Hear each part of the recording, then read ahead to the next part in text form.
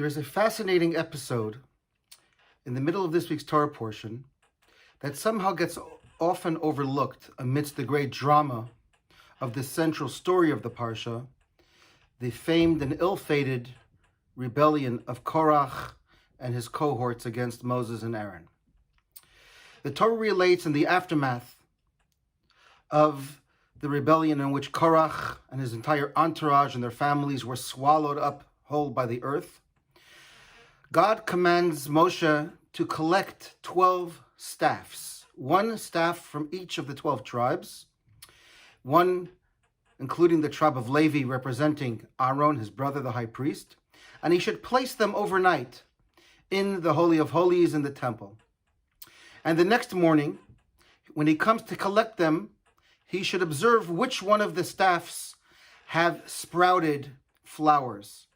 And when he sees which one it is, God tells Moses, that you will know is the tribe and the individual that I have chosen. And so Moshe does as God bids him to do. He collects 12 staffs, one from the heads of each of the tribes. He places it there. And lo and behold, the next morning, there is one staff, the staff of Aaron, the Kohen Gadol, the high priest, that is sprouting buds and flowers. Indeed, almonds are growing all over the staff. And Moshe brings all 12 staffs out and he places them out in front of them. And they all observe and they see there's only one staff, and each one takes their staff and they leave. And the implication is that now once and for all this issue is settled.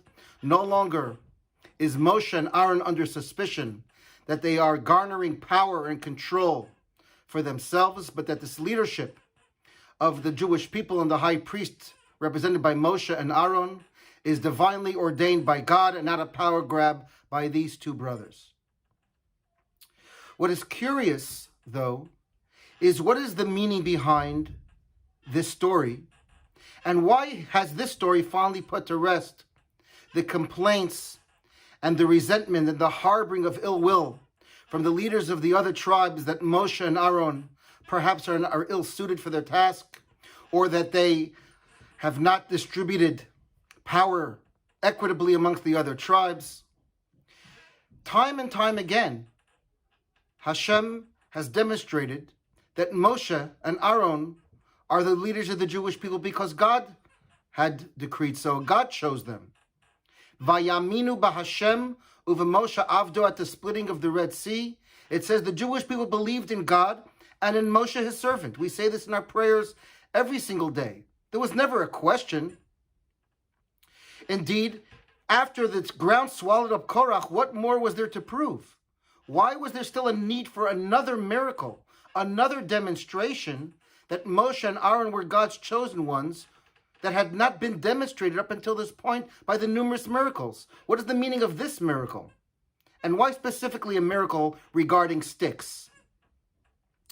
One of the most fascinating interpretations is that the reason why finally, once and for all the leaders of the other tribes picked up their stick and walked away and acknowledged that a seemingly insignificant miracle like a stick sprouting flowers impressed them more than the ground swallowing up Korach and the splitting of the sea and the numerous times when God communicated to Moshe and Aaron directly and did not communicate to them, which should have demonstrated to all of them at all times that Moshe and Aaron were not just regular people, but God chose them for this task, and they didn't choose the power themselves, is because this miracle of the stick demonstrated why God chose Moshe and Aaron.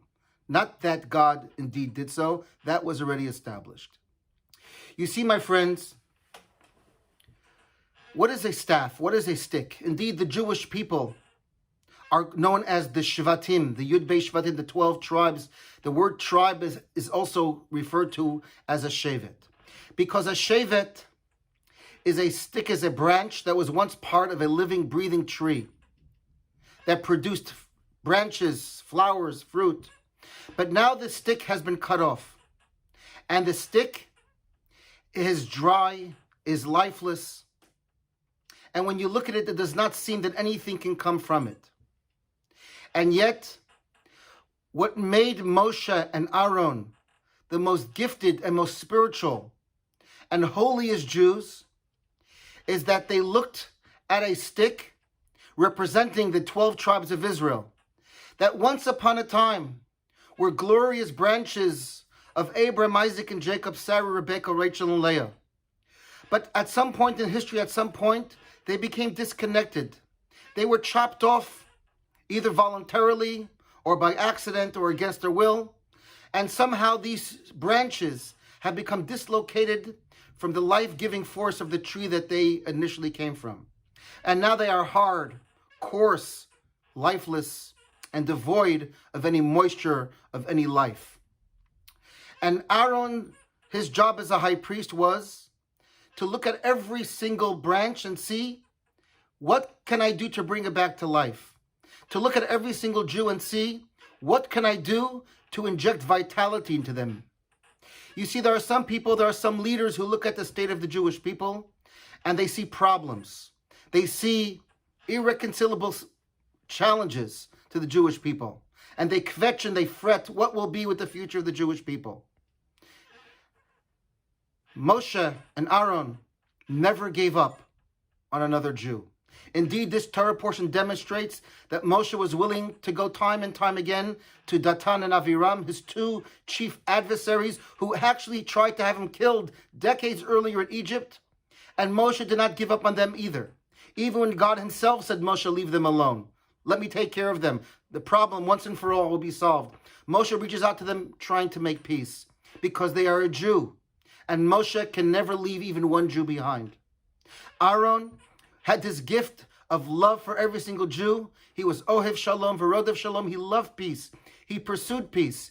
He never wrote off. He never saw as a Jew too far gone. And so the metaphor of the stick is, and why all of the Jewish people finally once and for all got it, was because God was sending and demonstrating a message to the Jewish people that the gift of Moshe and Aaron was why they were chosen. Because Moshe and Aaron were undeniably devoted to every single individual, every single Jew, regardless of whether they displayed any external connection to observant Jewish life or not. And so when God makes this miracle that Aaron's staff that is dry, that is dead, comes back to life and is sprouting almonds, what he's saying is that Aaron, the high priest, has the capability to bring lifeless Jews back to life, to invigorate and bring energy and vitality to every single person. This ultimately was the deeper message of this miracle. And why all the miracles up to this point did not solve the internal dilemma and tension that the Jewish people had, because they understood, of course, that Moshe and Aaron were great. But what they never understood deeply was why they were chosen for this task. And now God subliminally is articulating to the Jewish people, if you want to be a great Jewish leader, if you want to be the greatest of the great, you have to love every single Jew so much, even the ones that don't exhibit any life form of Jewish observance, of Jewish consciousness. A great leader can bring even those people back to life. A great leader can turn a dead stick, a lifeless branch, into a blossoming tree once again. My friends, this weekend commemorates the yahrzeit of one such leader, my teacher, the Lubavitcher Rabbi, Rabbi Menachem Mendel Schneerson of blessed memory, who after the Holocaust dedicated his entire life to bringing back lifeless branches, lifeless sticks, of whom the Jewish world thought these people can never recover. The world thought Judaism was at its ebb and would never reclaim the glorious days of pre-war Europe. The Lubavitcher Rebbe was renowned for his selfless and dedicated love to every single Jew. In the vein and the tradition of Moses and Aaron, he was an Ohev Shalom, Verodev Shalom. His Ahavat Yisrael was second to none. He revolutionized what it means to have a love of a Jew, that he would send people across the entire world to find those branches, to find those sticks that long ago fell off the tree and everybody had written off. But the Rebbe said no. A disciple of Aaron, A disciple of Moses knows that even a dead branch is not truly dead. All that needs to be done is to be placed back into the holy temple, put near the ark of the Holy of Holies just for one night. The next morning, it will be flowering. There will be almonds sprouting from it. It will be brought back to life.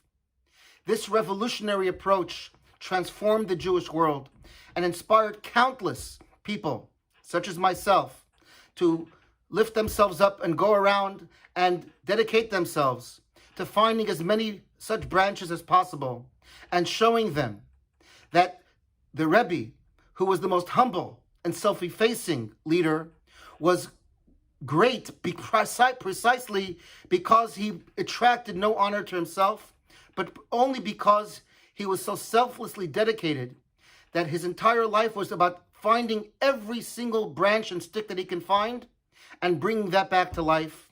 And in doing this, he has transformed the Jewish world for the better. May God bless all of us, that we can all learn, each and every single one of us on our level, how to be mitalmidav shel Aaron, as chapter 1 of Pirkei Avot says. Be a disciple of Aaron. We cannot all be Aaron, but we can be Aaron's disciple. To be Aaron's disciple means look at every single Jew in the holiest way. Recognize that each and every single Jew, each and every single human being, once upon a time came from the same tree as you.